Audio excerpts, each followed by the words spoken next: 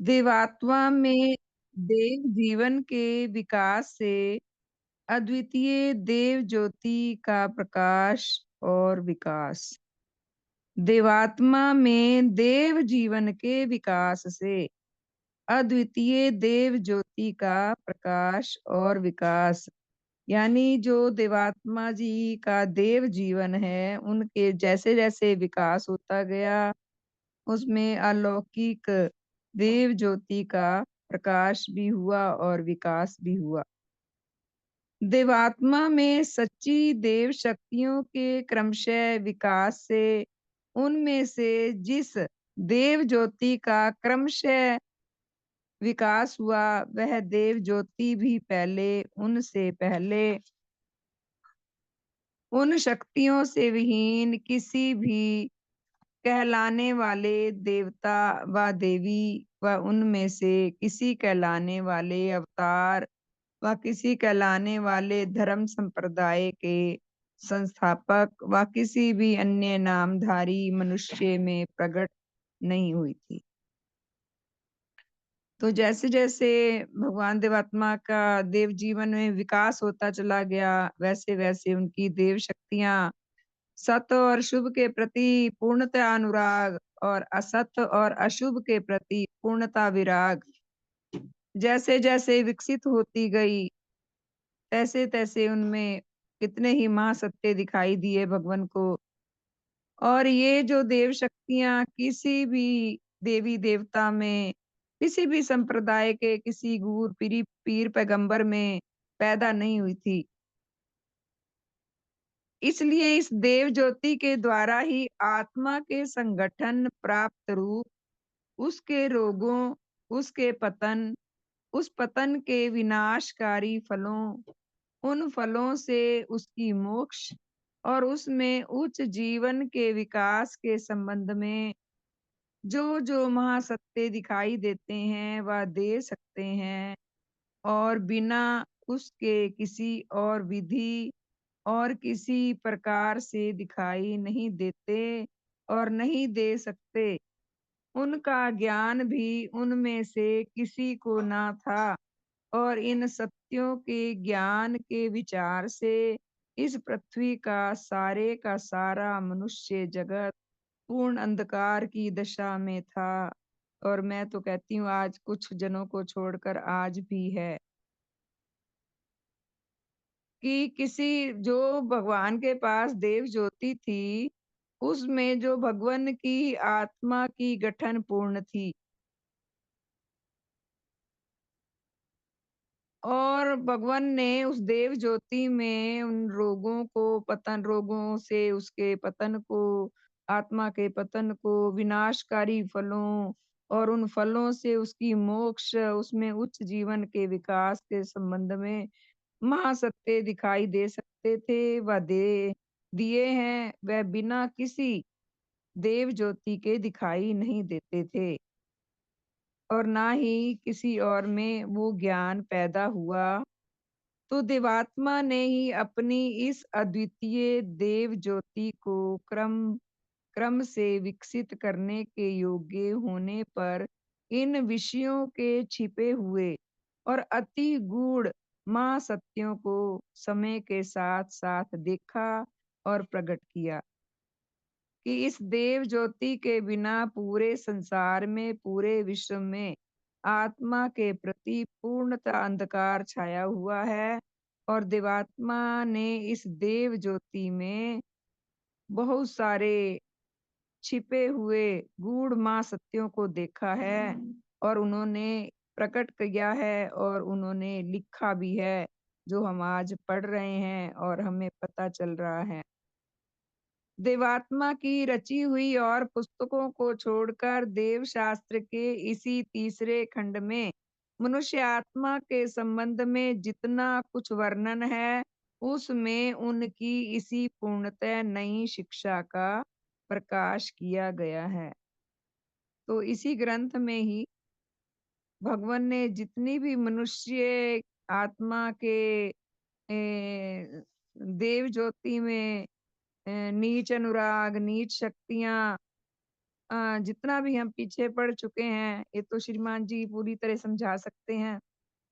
तो जितना कुछ भी हमने देखा, सुना, तो ये इसी देवशास्त्र जी, पूजनीय देवशास्त्र में ही है और इसमें ही नई शिक्षा का प्रकाश किया गया है। नया प्रकाश क्या है कि वैज्ञानिक खोज है, विज्ञान के अटल नियमों पर आधारित है ये ग्रंथ जो भगवन ने खोज की है।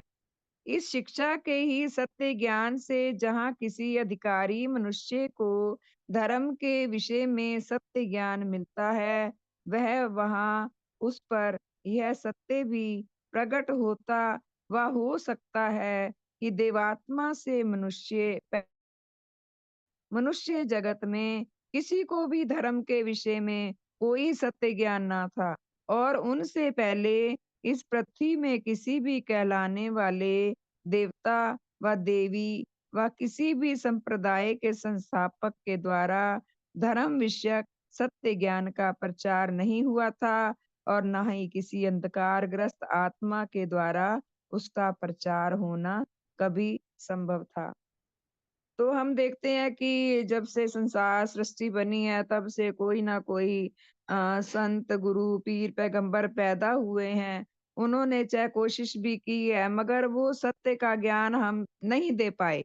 ना उनके पास था, ना उनके पास देव ज्योति थी और ना ही उनके पास सत्य का ज्ञान था। तभी हम आज देखते हैं कि लोग कितने अंधकार में हैं, कितना पाप हो रहा है। संतों के पास जाने पर भी कितनी अज्ञानता है। लोग आत्मिक पतन में जा रहे हैं। आत्मिक हालत उनकी बहुत दयनीय है, दुर्बल है कि सत्य का किसी को पता ही नहीं है। कितना अंधकार है, कितने लोग इसी अंधकार में आप भी खुद मर रहे हैं और दूसरों को भी मार रहे हैं। तो ये जो ज्योति है केवल और केवल देवात्मा के पास है और सत्य का प्रचार भी भगवान ही कर सकते हैं और उन्होंने किया है। समय आएगा जब लोग इस अंधकार से निकलेंगे और इस रोशनी को पाएँगे।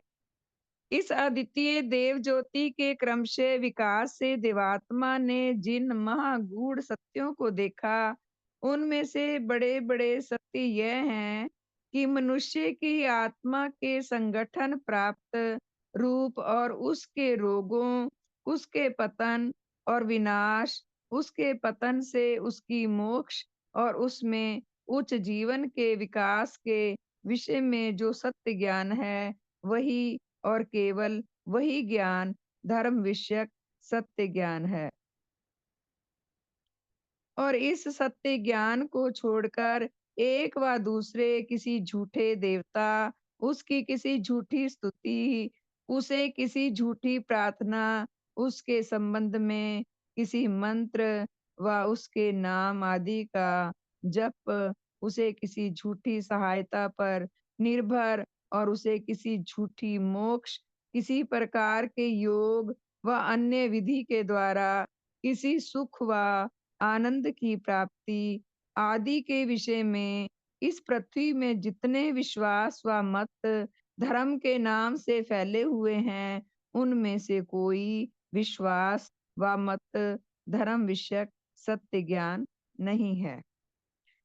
तो भगवान ने ये जो दिया हुआ है, ये सारा उसमें दिया हुआ है देव स्तोत्र में कि मनुष्य की आत्मा की संगठन प्राप्त रूप उसके रोगों, उसके पतन, उसके विनाश, उसके पतन से उसकी मोक्ष और उसमें उच्च जीवन के विकास के विषय में जो सत्य ज्ञान है, वही केवल सत्य ज्ञान है और वह केवल और केवल देवात्मा भगवान के पास है। उन्होंने ही इसकी खोज की है। यह कहीं कोई भी किसी और देवता, देवी या किसी धर्म में जो मोक्ष करते हैं, कहते हैं, तो वो बिल्कुल ही झूठ है, मिथ्या है।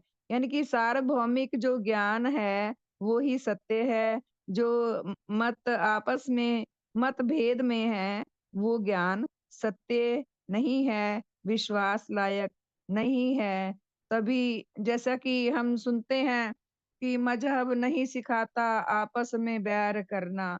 तो अब भगवान की शिक्षा के अनुसार मुझे भी समझ आई कि मज़हब ही सिखाता है आपस में बैर करना। तो आजकल हम देखते हैं कितना कुछ मज़हब के नाम से गलत हो रहा है, एक-दूसरे की टाँग खींची जा रही है। तो देवात्मा ने ये सत्य का प्रकाश किया है, क्योंकि उनके पास दैविक शक्तियाँ हैं, विचित्र शक्तियाँ हैं, अलौकिक शक्तियाँ हैं, सत्य और शुभ का पूर्णतः अनुराग और असत्य और अशुभ से पूर्णतः विराग।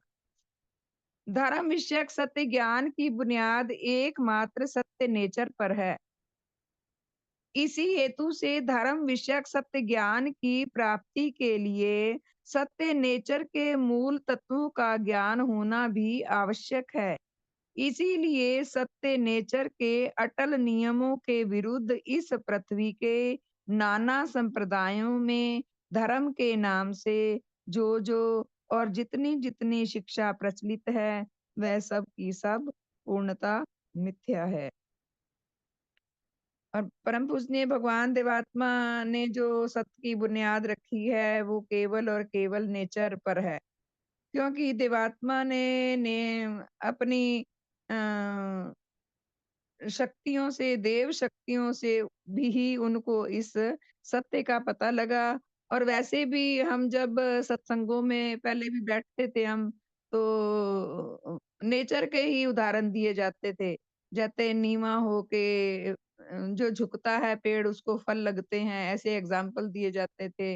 और जो पानी है वो नीचे की तरफ बहता है। तो अब ये किसी को पता नहीं था कि ये नेचर ही सत्य है। तो उसमें ये बीच में जोड़ दिया गया कि भगवान ने बनाई है नेचर। तो भगवान नेचर का जो नेचर को पैदा करने वाला भगवान ही है। आज भी लोगों से पूछो तो यही बोलते हैं। तो जबकि भगवान कहते हैं कि सत्य नेचर के मूल तत्वों का ज्ञान भी आवश्यक है, सत्य ज्ञान के लिए कि नेचर के मूल तत्वों का ज्ञान भी आवश्यक है। इसलिए सत्य नेचर के अटल नियमों के विरुद्ध इसी पृथ्वी के नाना संप्रदायों में धर्म के नाम से जो और जितनी-जितनी शिक्षा प्रचलित है, वह सब की सब पूर्णतः मिथ्या है। तो श्रीमान रमानी जी आप कुछ बोलेंगे? बताएँगे? प्रकाश डालिए।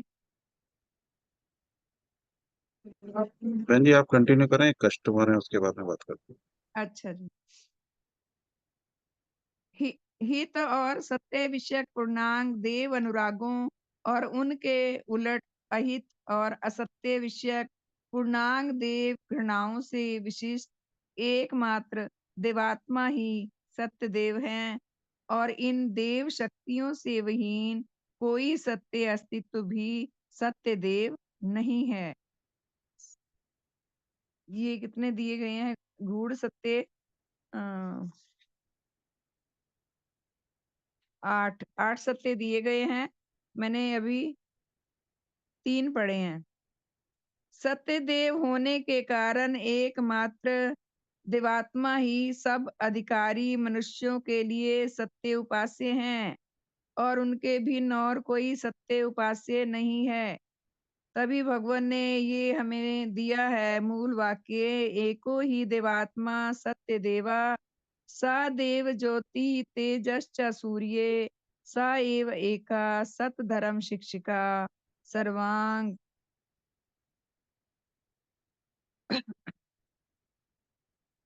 सर्वांग आत्मिक कल्याण करता।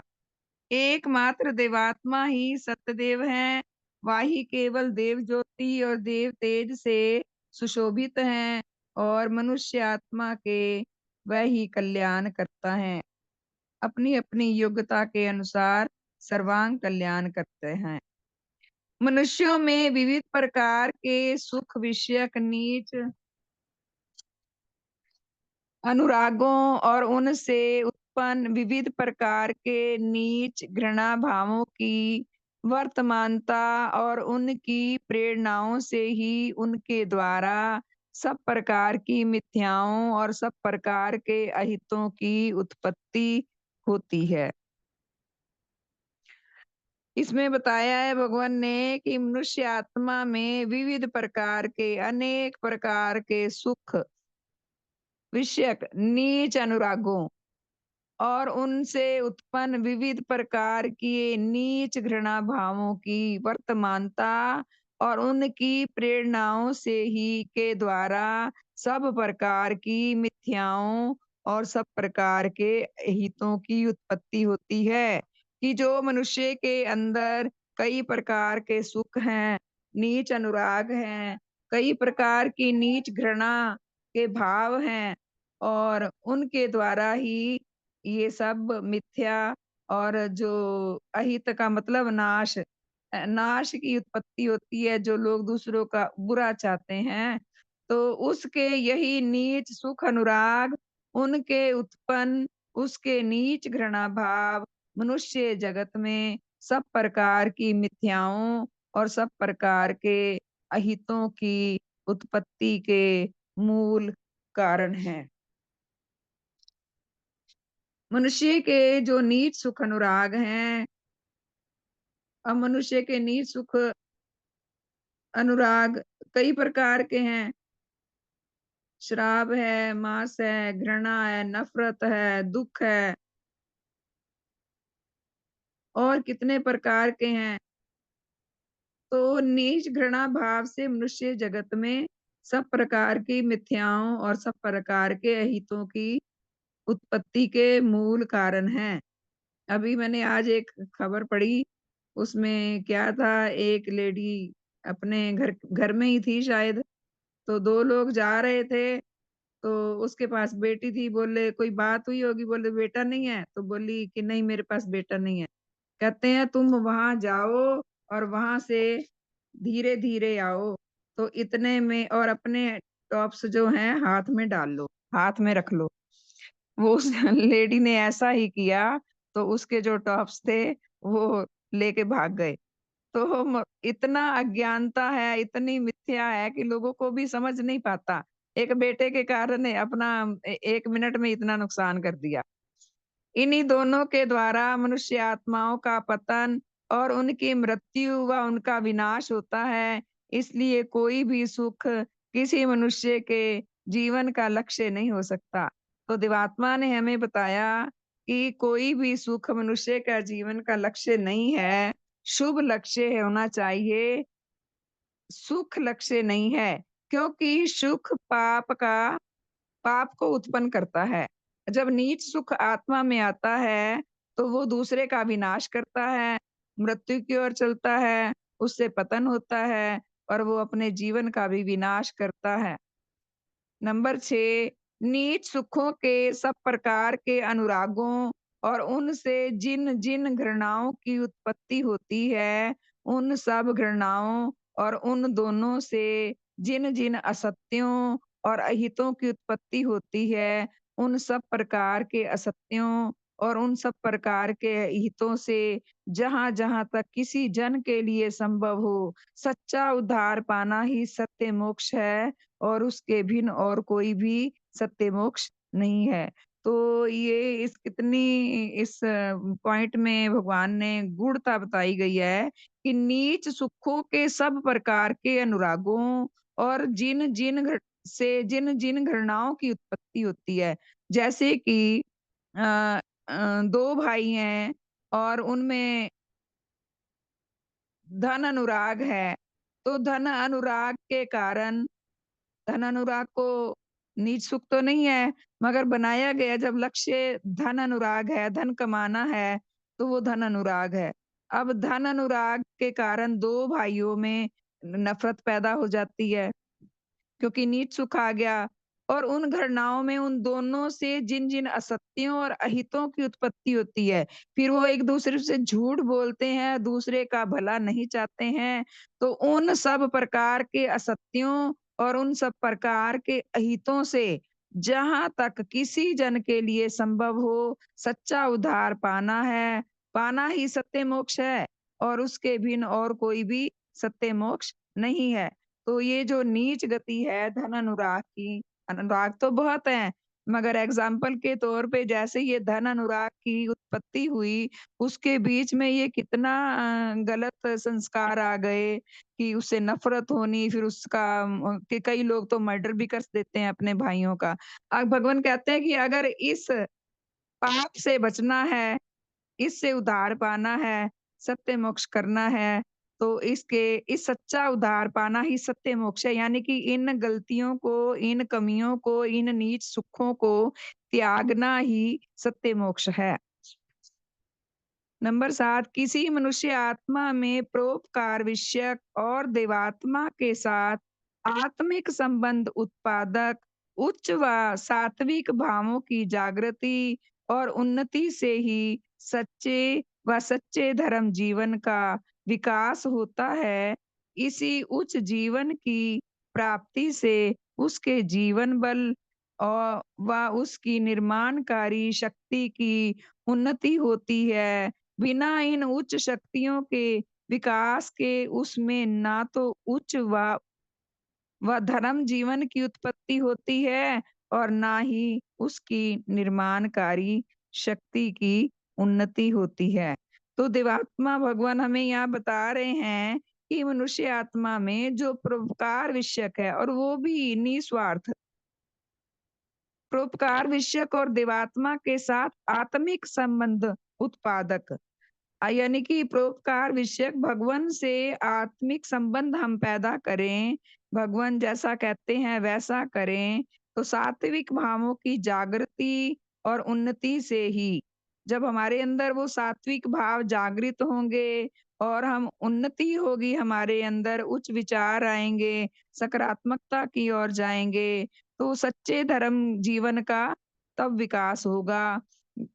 और इसी उच्च जीवन की प्राप्ति से हमारा जीवन बल बढ़ता है, निर्माणकारी शक्ति यानी कि हमारी आत्मा शक्ति बढ़ती है और उच्च शक्तियों के विकास के उसमें उच्च धर्म जीवन की उत्पत्ति होती है। अब हम देखते हैं कि कहीं भी लोग हम भी थे बीच में पहले उसी में कि हम सत्संगों में जाते थे, कथा में जाते थे, वैसे ही उठ के आ जाते थे। अब हम जब इस मंडल में बैठते हैं, इस वातावरण में बैठते हैं, तो हमारे अंदर क्या-क्या विचार उठते हैं और क्या-क्या परिवर्तन होता है हमारी आत्मा में, तो कितने भाव उठते हैं और कितना रोना-धोना होता है। तो ये सब हम जानते हैं, तो ये सिर्फ़ देव प्रभावों के कारण ही है, क्योंकि अगर देह प्रभाव नहीं है, तो ना तो वहाँ सच है, ना संवेदनाएँ हैं। तो इस मंडल में बैठने से हमारी संवेदनाएँ जागृत होती हैं। हमारी आत्मा का बल बढ़ता है। हमें लगता है कि हमें कुछ करना चाहिए, कि भगवान कहते हैं जीवन जा रहा है, तो हमारा जीवन का लक्ष्य यही होना चाहिए कि हम कुछ करें, हित के लिए, परहित के लिए कुछ करें। देवात्मा के देव प्रभावों के मिलने से किसी अधिकारी आत्मा को उसकी योग्यता के अनुसार जहाँ तक जितनी सत्य मोक्ष मिलती व मिल सकती है, वह उसे किसी और विधि से नहीं मिलती और ना मिल सकती है। और जो जन अपेक्षाकृत बढ़िया श्रेणी के अधिकारी हों, उनमें उनके सत्य रूप के साथ जिन उच्च व सात्विक शक्तियों के द्वारा सच्चा और आत्मिक संबंध स्थापन हो सकता है, उन सच्ची व सात्विक शक्तियों का और फिर उन्हें प्राप्त होकर उनके द्वारा देवात्मा के देव रूप के साथ आत्मिक संबंध स्थापन हो जाने पर उसमें उच्च व धर्म जीवन का भी जितना विकास होता व हो सकता है, उतना उच्च विकास उसमें और किसी विधि से नहीं हो सकता। तो हम देखते हैं कि मिशन में गुरु चरणों में भगवान के होते हुए कितने ही हमारे उच्च धर्म संबंधी श्रद्धेय श्रीमान देवर सिंह जी, श्रद्धेया जी, जितने भी हम जिनके रूप छवियाँ मंदिर में हैं, भाई मोहन देव जी, श्रद्धेय भाई अमर सिंह जी, तो श्रद्धेय हरनाम सिंह जी को देखो कि कहाँ से वो कहाँ तक पहुँचे, क्या करते थे वो और क्या कैसे हो गए वो। तो ये भगवान के शुभ जीवन का ही प्रभाव है, उन देव शक्तियों का ही प्रभाव है, जो उन्होंने भगवान ने उनको इतना बदल दिया और कइयों को बदल दिया। हमारे घर में भी देव प्रभावों का ही जादू चला।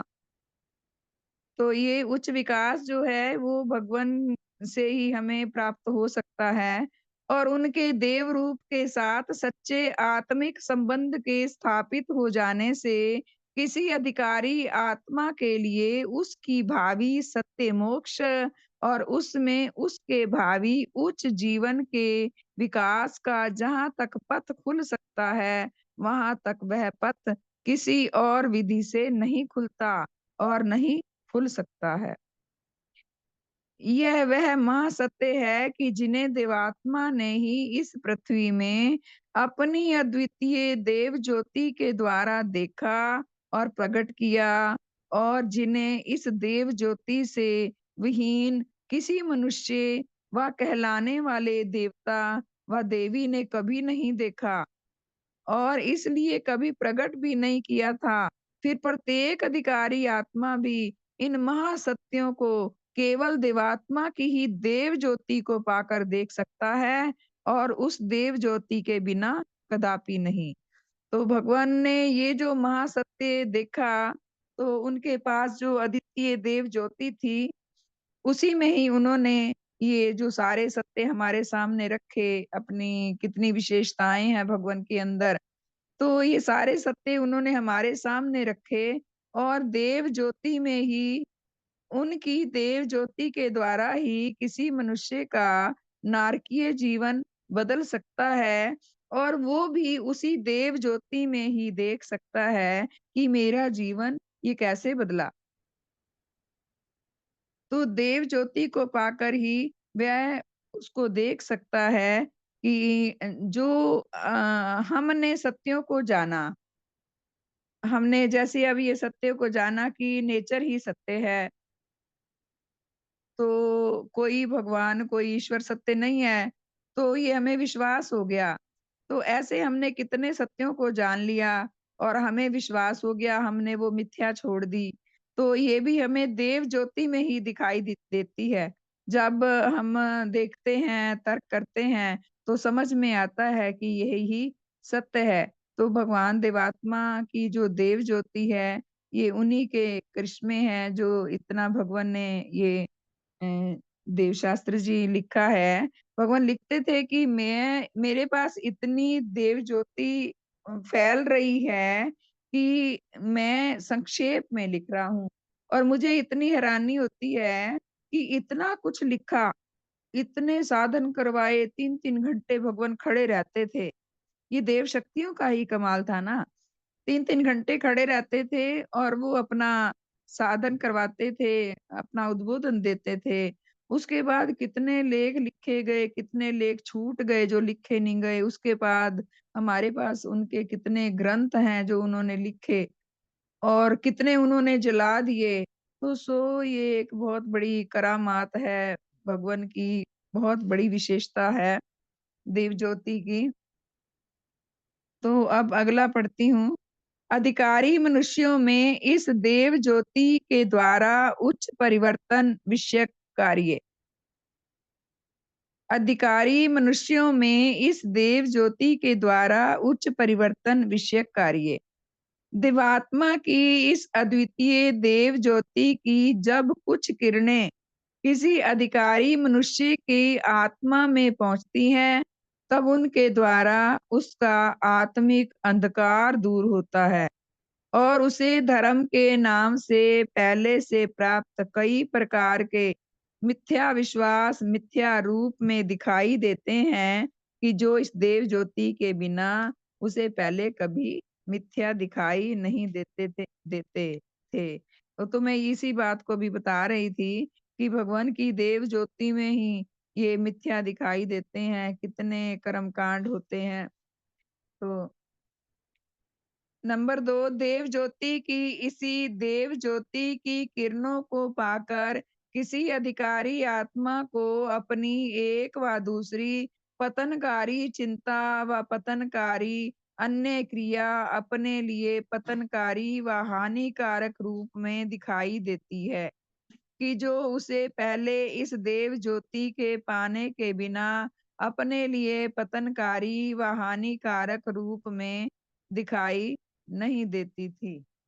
तो जब हमसे कोई गलत काम हो जाता है, तो हम कितना अंदर ही अंदर तड़पते हैं कि ये मेरे से गलत हरकत क्यों हो गई।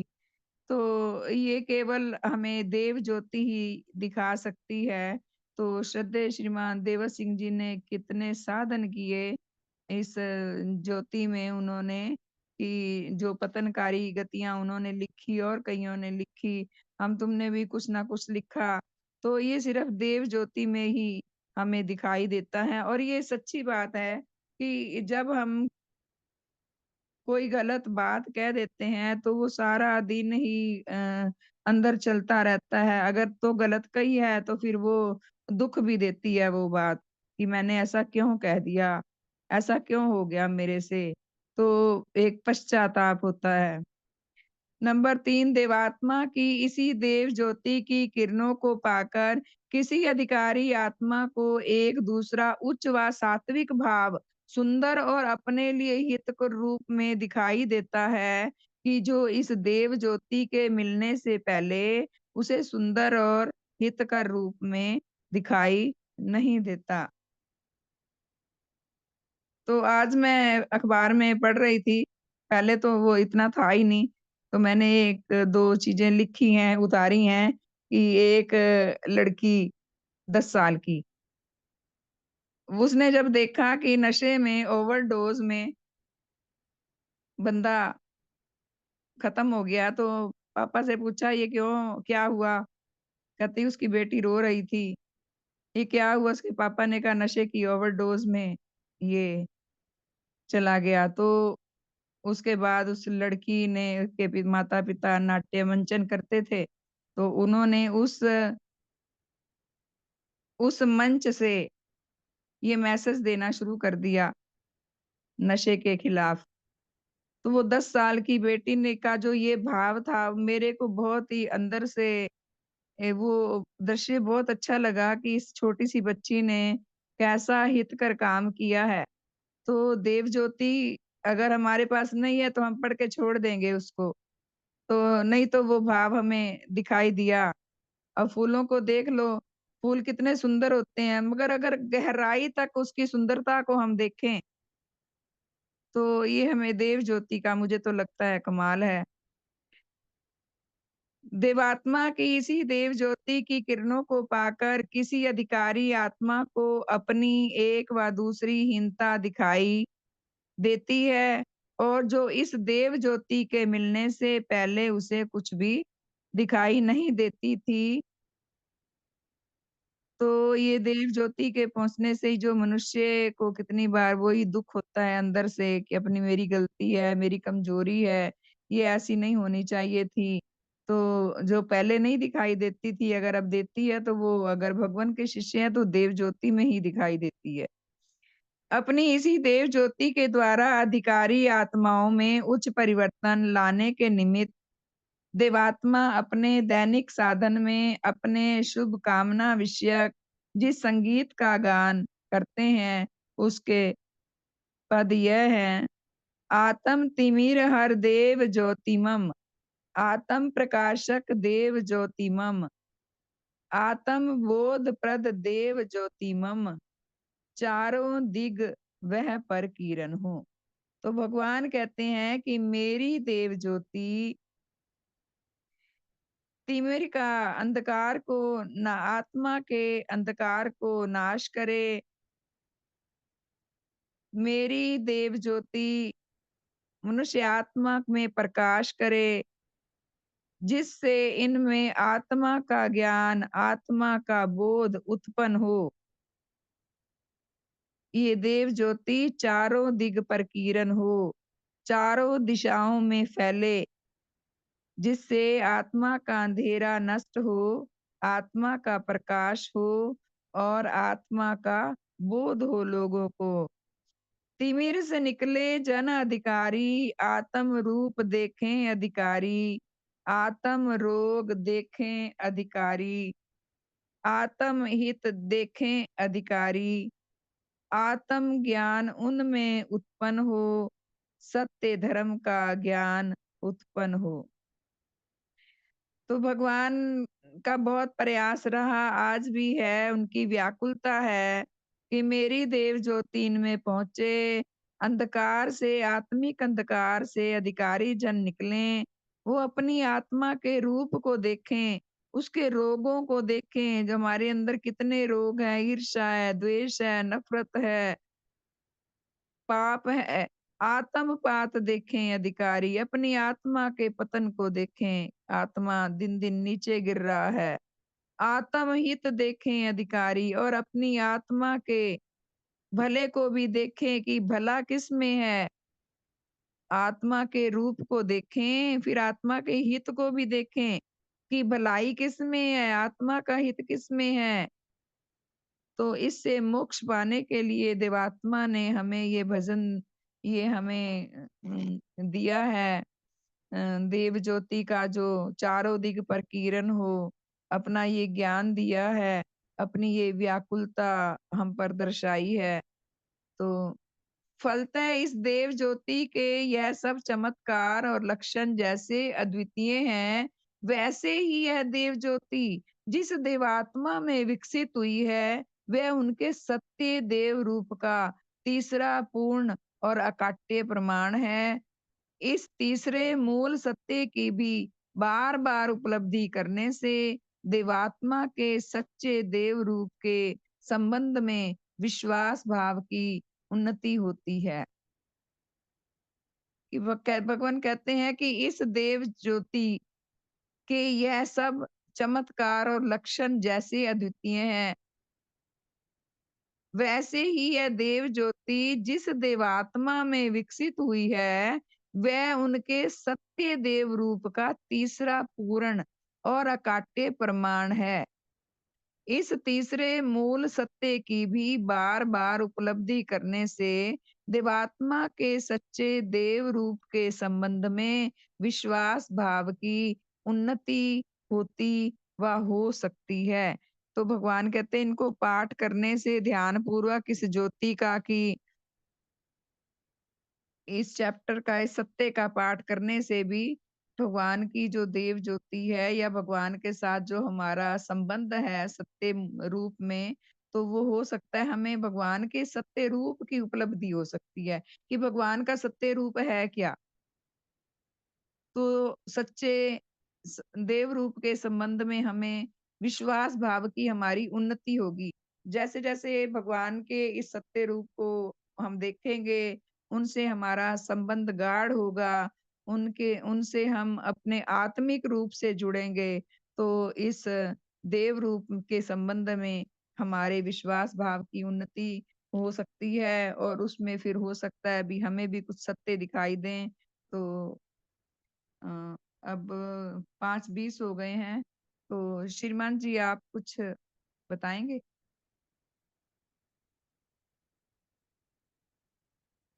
श्रीमान चंद्रगुप्त जी आप कुछ बताएँगे?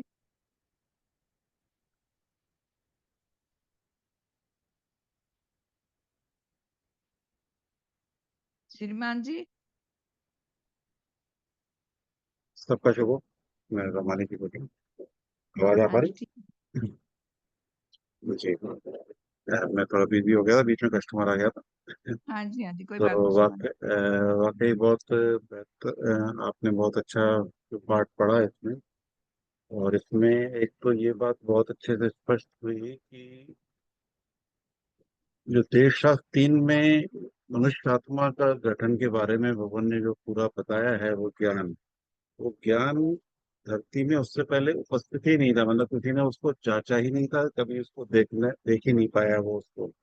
तभी जितना भी पूरे उसमें सृष्टि में अगर जो फैला, तो वो भ्रम इसीलिए फैला कि उस सत्य को कोई देख ही नहीं पाया। भगवान ने उस सत्य को देखा और उसके बाद सत्य को देखने के बाद उस पे जो उनका अनुभव रहा, जो उसमें उन्होंने जीवन जिया, और जिस प्रकार से देवशास्त्र तीसरे का गठन हुआ, उस विकास क्रम में क्रमशः मतलब जो देव ज्योति का क्रम था आने का, उस क्रम से वो देव ज्योति उनको मिली, यानी समझ की वो पूर्णता, समझ की वो अवस्था उनके जीवन में आ सके। इसके बाद बिल्कुल स्पष्ट हो जाता है कि मनुष्य जो इस गलत दिशा में जा रहा है या अपने लक्ष्य को नहीं पहचान पा रहा है, उसका किस तरफ से गया होगा। तो वाकई ये अपने आप में बहुत जानने योग्य चीज है और समझने योग्य चीज है। तो मैं जान पाया इसको, और उसके बाद भी कल इसमें बात करेंगे। अभी फिर कोई आ गया। चलो शुभ। अभी कोई और बताएगा? हाँ जी दीदी, मेरे को जैसे सबसे बड़ी बात तो जो आपने शुरुआत की वही ये लगी, तीसरे मूल सत्य की उपलब्धि का जो साधन है कि देवात्मा में देव जीवन के विकास से अद्वितीय देव ज्योति का प्रकाश और विकास। पहले जो भगवान देवात्मा ने देव जीवन को जिया है, जैसे बताया ना कि ऋषि महाराज जी के संपर्क में आने से भगवान देवात्मा के अंदर बहुत उच्च शक्तियां आई। झूठ नहीं बोलना है, सत्य का साथ देना है। और ये भी उन्होंने, श्रीमान जी अभी कुछ दिन पहले बता ही रहे थे कि उन्होंने कहा कि अगर ऋषि महाराज उनकी जिंदगी में ना आते तो शायद वो भी कहीं ना कहीं डगमगा जाते या कहीं किसी गलत उस पे आ जाते। तो जो उन्होंने देव जीवन जिया है उसका विकास हुआ है, उसके बाद अद्वितीय देव ज्योति का प्रकाश हुआ है। जो देव ज्योति उनके अंदर आई है उस जीवन को जीने के बाद आई है। ऐसा नहीं है कि उनको कोई दान में मिली है या कैसे करी है, वो उन्होंने कमाई है। तो ये जो चीज है ये मेरे को बहुत वो लगती है, क्योंकि जैसे जैसे हम अपने थोड़ा थोड़ा जीवन को बदल रहे हैं, थोड़ा जीवन उच्च आ रहा है, तो जैसे हमारे अंदर भी मुझे ऐसा लगता है कि कुछ पावर्स आ गई। जैसे जो हीलिंग करते हैं, दूसरे का भला करते हैं, उनके हाथ में पावर्स आ जाती हैं। तो वैसे ही भगवान देवात्मा के अंदर ये जो शक्तियां हैं देव ज्योति की और देव तेज की, तो ये उस जीवन को जीने के बाद आई हैं, उनका विकास हुआ है। तो ये बहुत बड़ी उपलब्धि है, बहुत बड़ी सच्चाई है।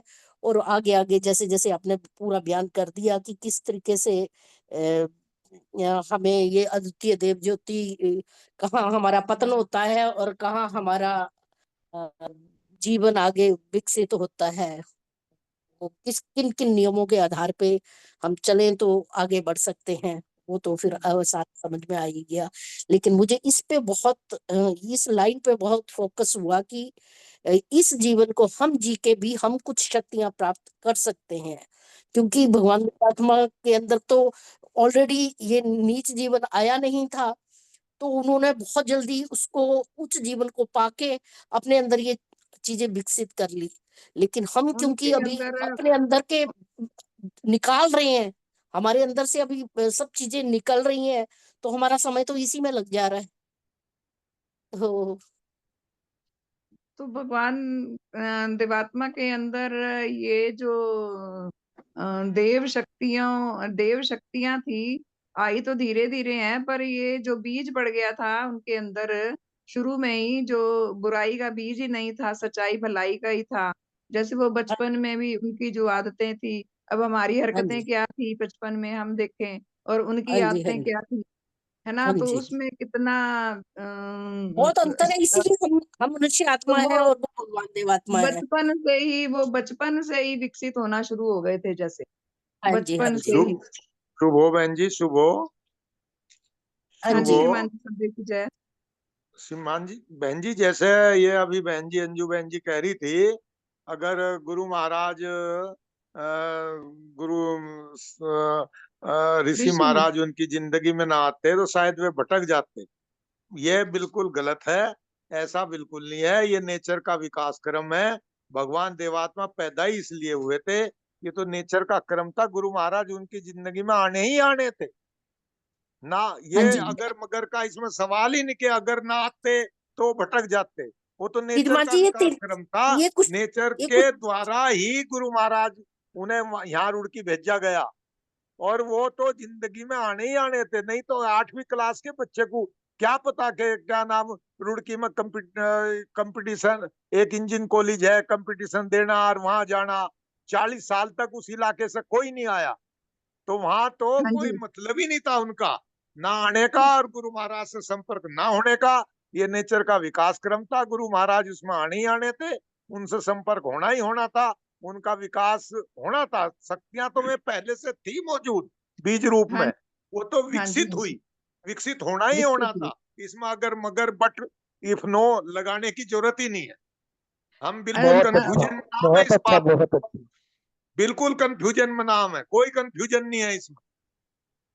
हाँ, ये हमारा और भटकाव है अगर हम ऐसा सोचते, बिल्कुल चुंबक नहीं सोचना धन्यवाद ये। श्रीमान जी।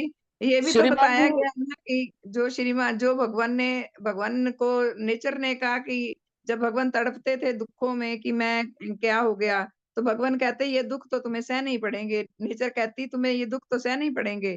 तो वो नेचर का विकास क्रम ही था। जो भी आया वो नेचर के विकास क्रम में आया, और वो मतलब उसको क्या कह सकते हैं, क्रम वाइज आया, तो उससे ही भगवान की ज्योति विकसित हुई।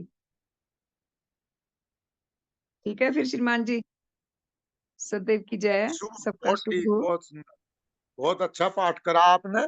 शुभ हो। बहुत अच्छा श्रीमान पाठ धन्यवाद। करा चंद्रगुप्त जी दीदी, से हमें बहुत निवेदन अच्छे है से कि कुछ समझ इसमें आया।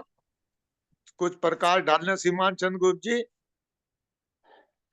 बहुत बहुत धन्यवाद श्रीमान जी। ये भगवान देवात्मा ने खुद लिखा हुआ है, दूसरे खंड में पढ़ लिया आप ये बात, कि जिस उम्र में इंसान भटक जाता है, मैं भी भटकने से बचा हूँ ऋषि महाराज जी की संगत से।